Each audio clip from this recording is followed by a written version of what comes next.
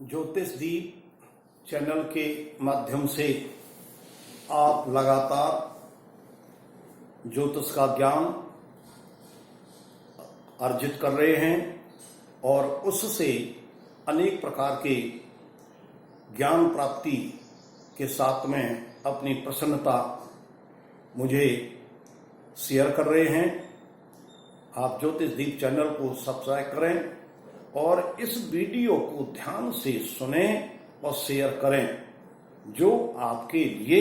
बहुत ही विशेष लाभकारी है। क्योंकि आप जानते हैं, जैसा मैंने पूर्व ज्योतिष दीप चैनल के पूर्व भागों में बतलाया कि आकाश मंडल में बहुत सी छोटी छोटी तारिकाएं होती हैं, जिनके समूह से नक्षत्रों का निर्माण होता है, जन्म होता है।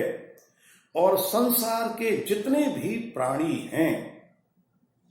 जितने भी मानव हैं, वे सभी इन्हीं नक्षत्र 27 नक्षत्र और उन 27 नक्षत्र के प्रत्येक नक्षत्र के 4 चरणों में भाग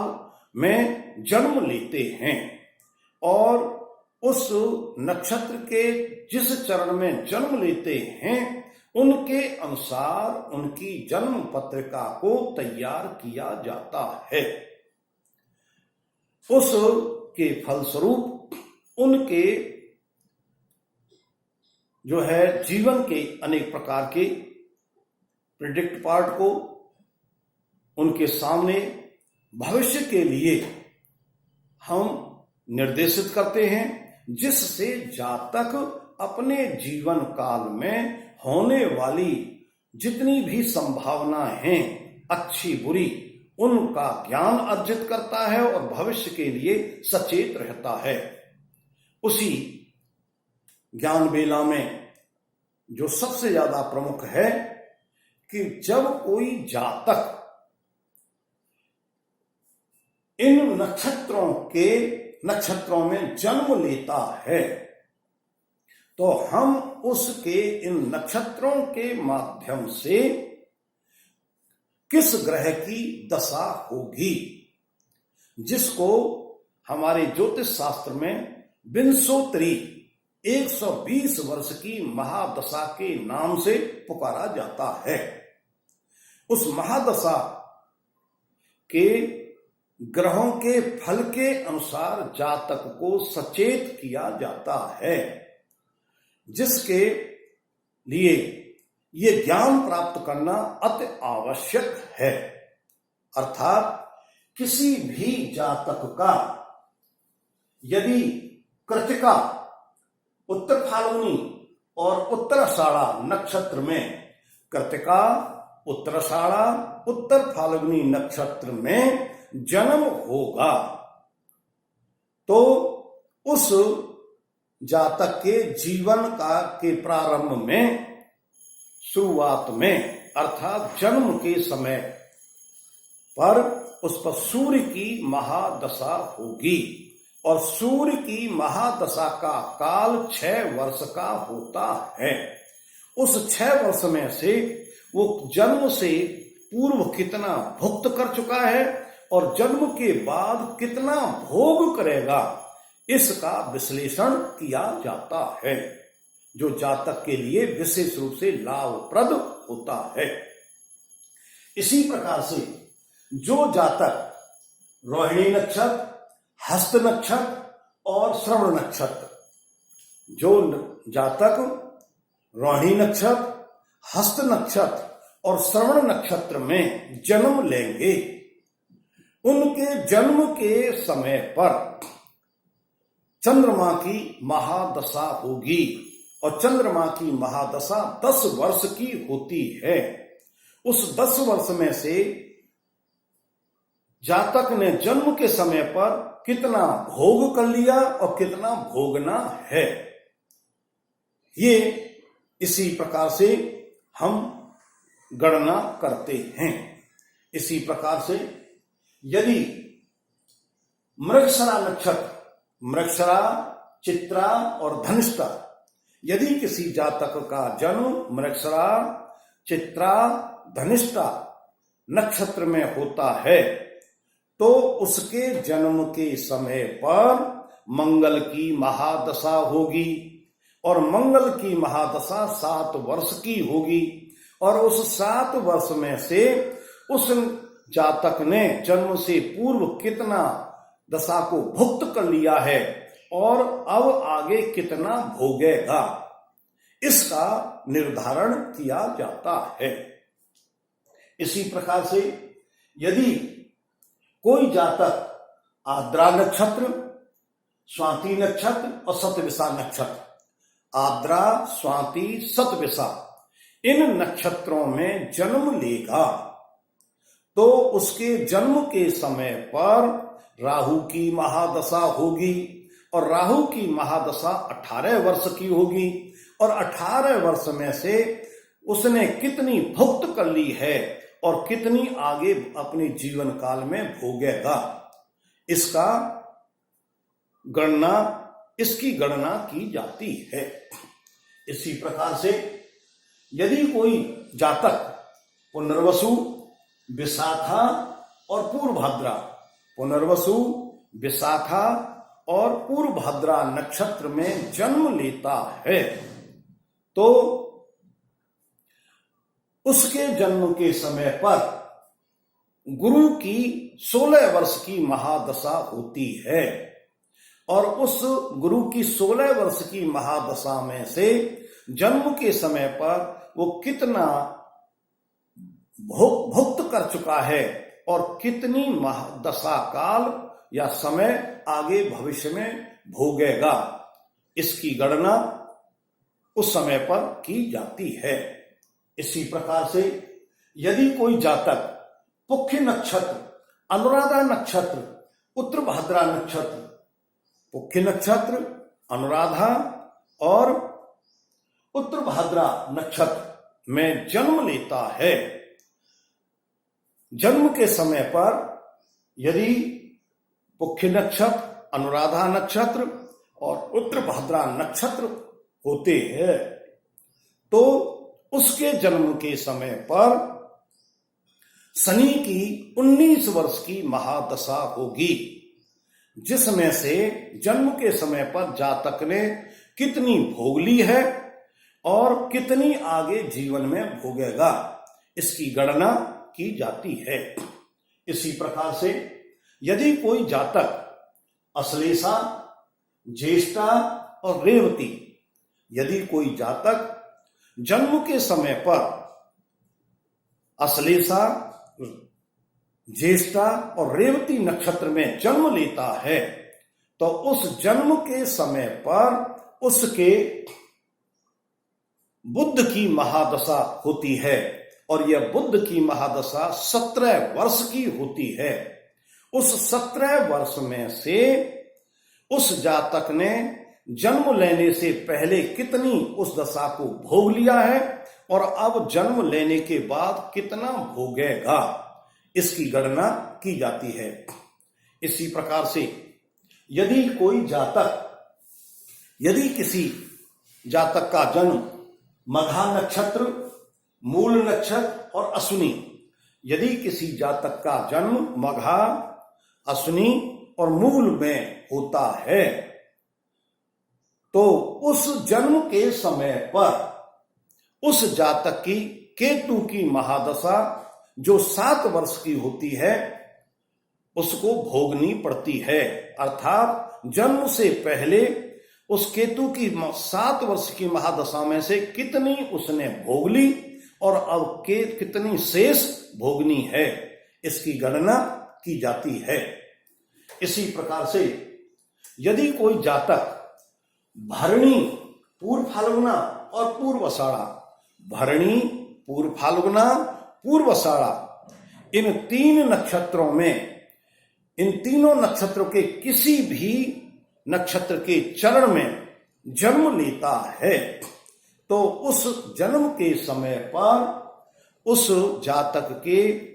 शुक्र की महादशा होगी और शुक्र की महादशा 20 वर्ष की होती है। उस 20 वर्ष की महादशा में से जातक ने जन्म से पूर्व कितनी भोग ली और अब जन्म लेने के बाद वह अपने जीवन काल में कितनी दशा और भोगेगा, इस प्रकार की गणना की जाती है। यदि इन ग्रहों की जो ऋषि मुनि या हमारे ज्योतिष के विद्वानों ने विंशोत्तरी के नाम से ये दशा का वर्गीकरण किया है, इस दशा के वर्षों को, दशा के कार्यकाल के वर्षों को जोड़ दिया जाए, अर्थात सूर्य की 6 वर्ष की दशा, चंद्रमा की 10 वर्ष की, मंगल की 7 वर्ष की, राहु की 18 वर्ष की, गुरु की 16 वर्ष की, शनि की 19 वर्ष की, बुध की 17 वर्ष की, केतु की 7 वर्ष की और शुक्र की 20 वर्ष की। यदि इन सभी वर्षों को जोड़ दिया जाए तो ये इनका कुल योग 120 वर्ष होता है। इन सब का कुल योग 120 वर्ष होगा, जिसे हम विंशोत्तरी अर्थात 1 और 20 अर्थात 120 वर्ष के नाम से या विंशोत्तरी के नाम से पुकारते हैं, जिससे इन जातकों की, समस्त जातकों की महादशा का कैलकुलेशन किया जाता है और उस कैलकुलेशन के अनुसार, गणना के अनुसार उन जातकों पर उन ग्रहों का प्रभाव देखने को मिलता है। यदि इसी क्रम को आप पुनः देखें कि ये जो ग्रहों का क्रम रखा है वह है आ, ची, भौ, रा, जी, सम, भू, के, सु। आची आ से आदित्य, आदित्य माने सूर्य, आची आ आदित्य सूर्य, ची चंद्रमा, ची से चंद्रमा, भौ भौम मंगल, भौ से मंगल, रा से राहु, जी जीव, जीव से गुरु, शनि शनि और बुध, बु से बुध, के से केतु और सु से शुक्र। आ, ची, भौ, रा, जी, सम, भू, के, सु, ये सूत्र है। इसको आप बार बार याद कर लेंगे, बार बार स्मरण करेंगे तो ये आसानी पूर्वक याद हो जाता है, बहुत सरल ढंग से याद हो जाता है, क्योंकि ये जो दशाक्रम है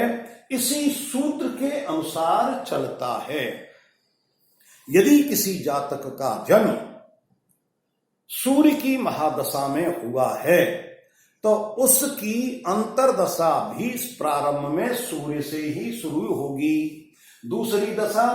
सूर्य में अंतरदशा हमारी चंद्रमा की होगी, फिर तीसरी दशा मंगल की होगी, फिर राहु की होगी, इसके बाद फिर गुरु की होगी, फिर शनि की होगी, फिर इसके बाद बुध की होगी, इसके बाद फिर केतु की होगी, फिर शुक्र की होगी और शुक्र के बाद में फिर सूर्य की होगी। तो ये क्रम कभी बदलता नहीं है, ये क्रम लगातार चलता रहता है। यदि किसी जातक का जन्म राहु की महादशा में हुआ है तो राहु की महादशा, राहु की अंतरदशा, सबसे पहले राहु में राहु की अंतरदशा, राहु में गुरु की अंतरदशा, राहु में शनि की अंतरदशा, राहु में बुध की अंतरदशा, राहु में केतु की अंतरदशा, राहु में शुक्र की अंतरदशा और राहु में सूर्य की अंतरदशा, राहु में चंद्रमा की अंतरदशा, राहु में मंगल की अंतरदशा। यहां आकर के ये दशा 120 वर्ष में पूर्ण हो जाएगी। इस तरह से हम किसी जातक का जिस दशा काल में जन्म होगा, वहीं से इसी सूत्र के अनुसार हम आगे दशाओं का वर्णन करते हैं। यदि किसी जातक का जन्म केतु की महादशा में हो रहा है तो उस दशा काल में उस केतु में से कितना उस जातक ने जन्म से ले पूर्व समय को भोग लिया है और कितनी शेष रह गई है, उस शेष में अंतरदशा किसकी चल रही है, ये गणना हम करते हैं। तो केतु में सबसे पहली दशा, केतु में केतु की अंतरदशा, फिर केतु में शुक्र की दूसरी अंतरदशा, फिर केतु में सूर्य की तीसरी अंतरदशा,